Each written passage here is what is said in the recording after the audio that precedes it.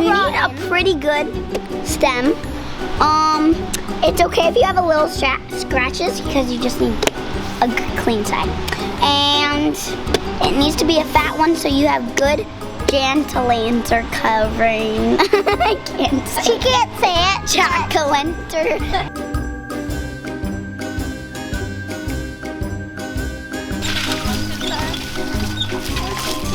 Rice on top.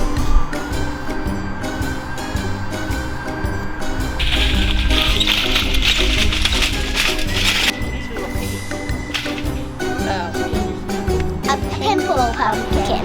What is a pimple pumpkin? It has a lot of pimples.